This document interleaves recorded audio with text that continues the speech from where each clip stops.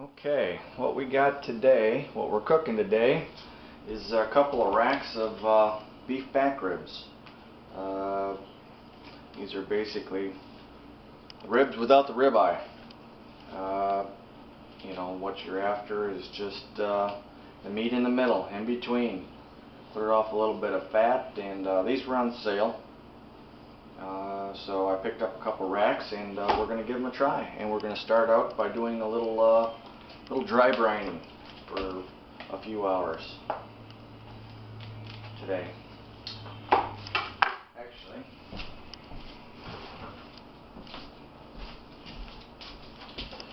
what we'll do,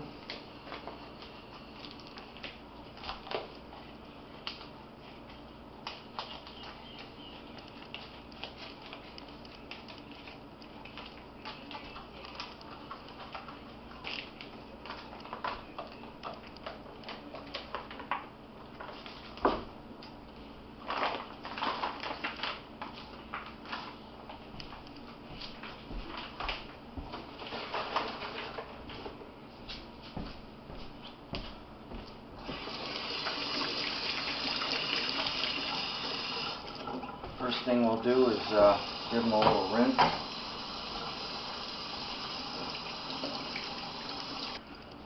Pat them down.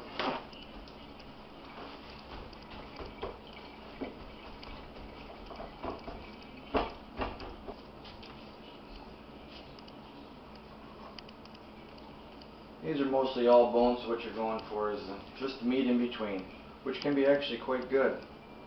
I've eaten them before, I just never cooked them before.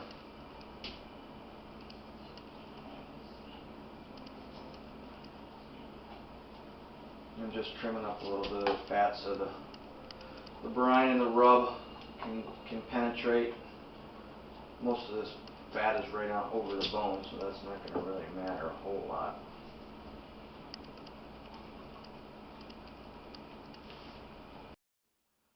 Okay.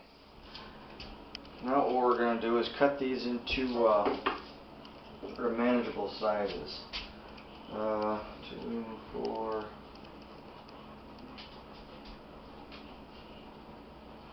I think we'll go 2, 2, and 3 here actually. Is what we'll try to do.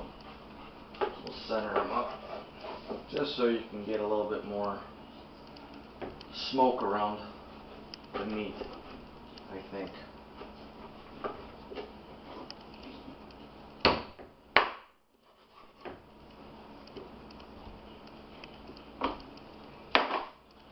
Then,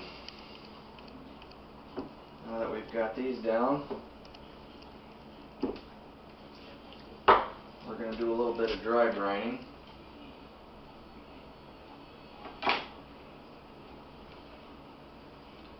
We'll actually wash my hands a little bit here.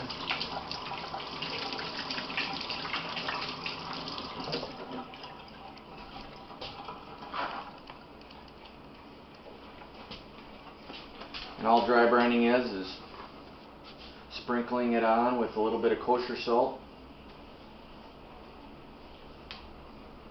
And it's just about as much kosher salt as you would normally use during cooking. Nothing too extreme. Just to penetrate and get the juices moving.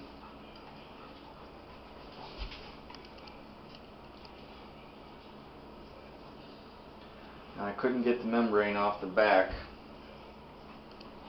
so rather than fight it all day, I think that'll be plenty. We'll just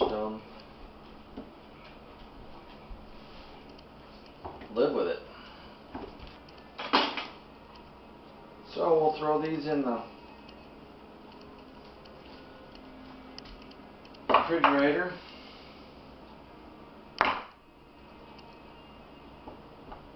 For about 4 hours. Actually, let's get some in there a little bit. And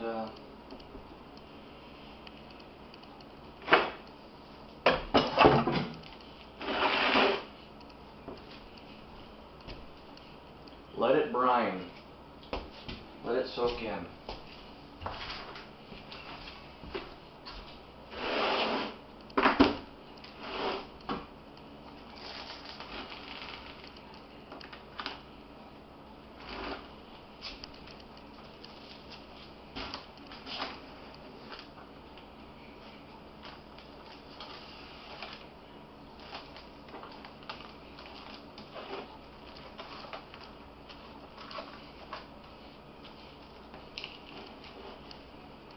And we'll be back in about 4 hours and do our rub. Okay, we've been dry brining the beef back ribs for, looks like we're going on about 4 hours here, so that should be about enough for us.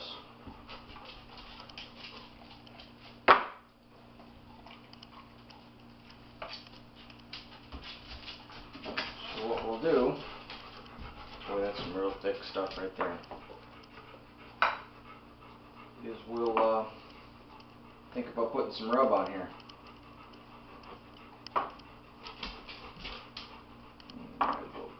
Just like that. Alright, now what I got here is beef rub, which consists of coarse ground black pepper, onion powder, garlic powder, mustard, and some chili powder. You can find it, actually this is Meathead's Big Bad Beef Rub, I think they call it. So you can go on AmazingRibs.com and get his recipe, Meathead's recipe, but it's a fairly simple recipe. And this one contains no salt because we've dry brined it, so we don't want to double the salt. So we'll just actually, what I need to do is take out the protector. Alright. And we'll just sprinkle that on there.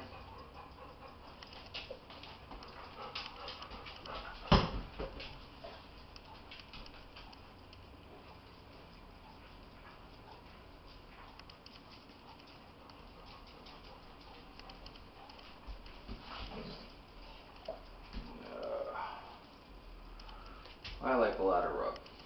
There's nothing wrong with it.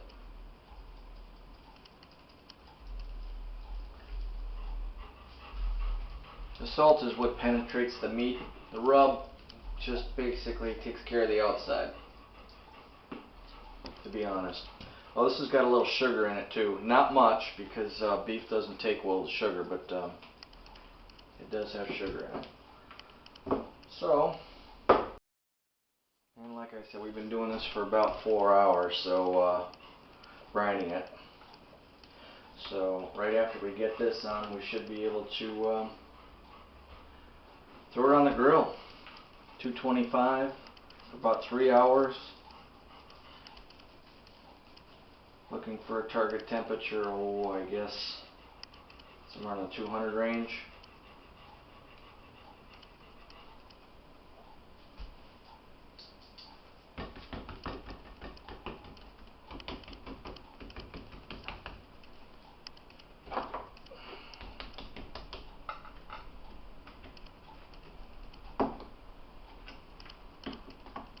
I'd have loved taking that membrane off, but it just fought me too much, so I just left it on.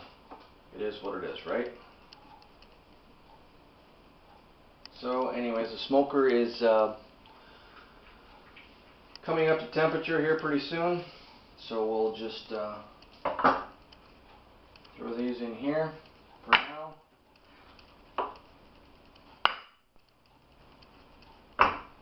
Cover them back up and wait till the smoker gets to the right temperature. Okay, I've had the cooker running for about hour and 15 minutes, I guess. Yeah, spent some time and cleaned the bottom pan, and then let it come back up to temperature again. And right now we've been running 235 in the center. I got another probe on the right hand side right now that's running 257, right around there for a while. And on this end, we are at somewhere around 210, 15. So as you can see, it's kind of it's cool on this end, but we got a nice bit of coals in there, so we're gonna throw our meat on. I think I got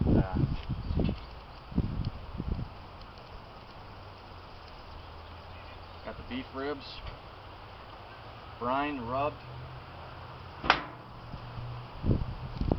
Got the top wrap out, so we'll just be cooking on the bottom today.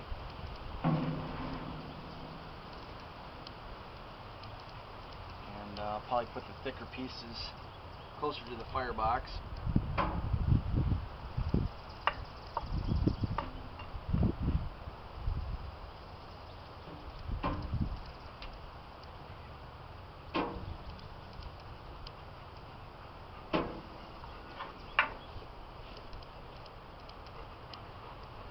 Let's throw this one here.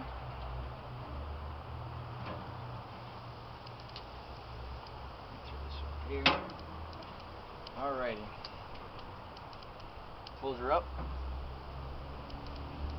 Start cooking. Wind's kind of playing havoc with me. It's coming out of one direction 1 minute and another direction the next. Sometimes it's coming this way, sometimes it's blowing back, so you just do the best you can.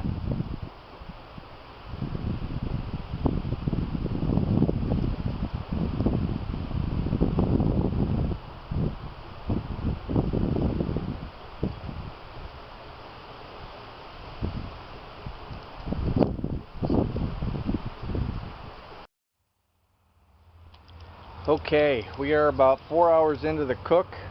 Gotta admit, it was a windy day today, real windy, and you know, this is only my 4th cook on it, and today was a learning experience. Yeah,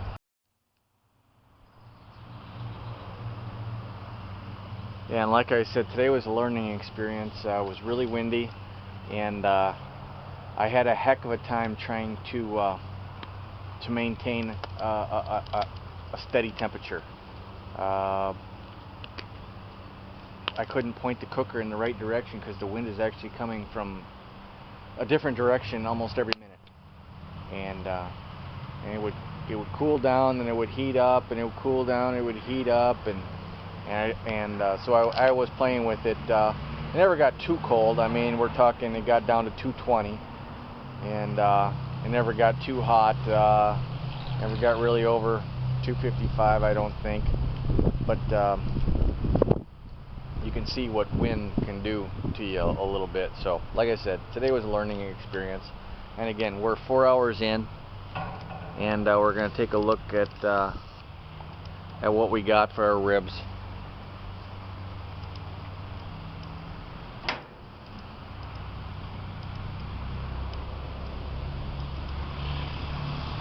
Ooh, does that look good? Looks good.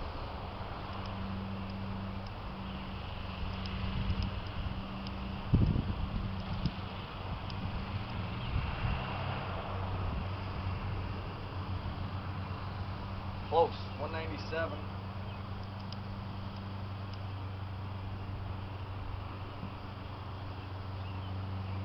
$205, $204,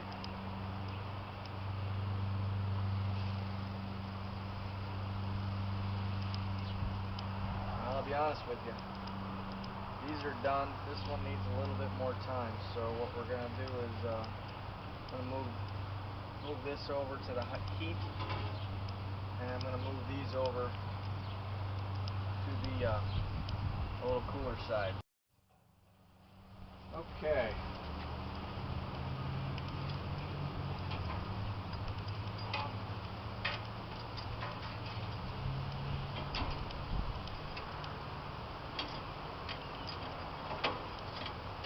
These are all about 203 degrees. That one's at about 197, so we're going to let that one cook up a little bit.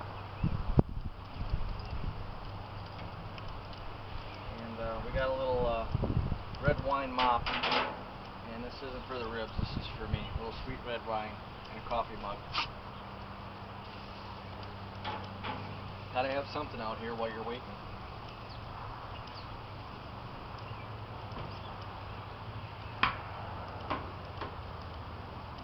So it shouldn't be too much longer. Well, okay. Here's our ribs. They're done. I'm gonna start pulling them off the grill. They smell fantastic.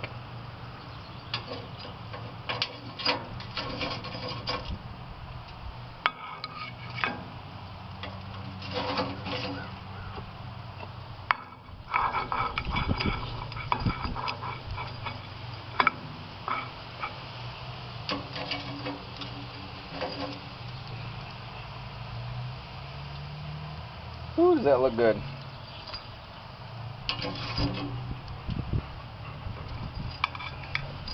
Got some of Dutch's beans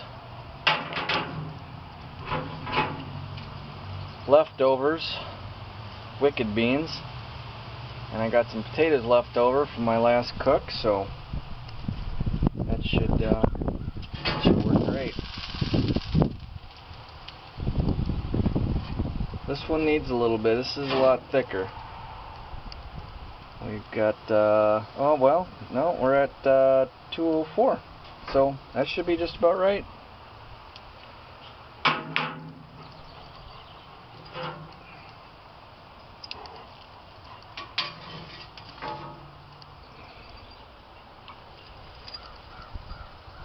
Unfortunately, I just learned a life lesson that I must have smashed my lead a little bit too much, because I've got the HHH code, which is kind of telling me that the lead is probably shot from probably shutting the door on it or something like that. So if you order one of these, get the porthole. I asked for the porthole, but they forgot to put it in, so I'm gonna have to drill one in, probably right underneath here, and I'll feed it from there. But other than that, that's the rib cook. It's all done. We'll talk to you later. Okay, one quick parting shot. Cut the ribs up, and that's what we got basically. For the interior, nice smoke ring on it. Pretty decent. Pretty decent.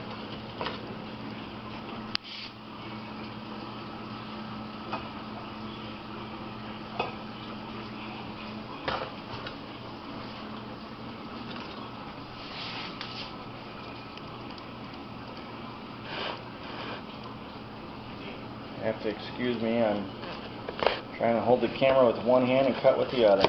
There we go.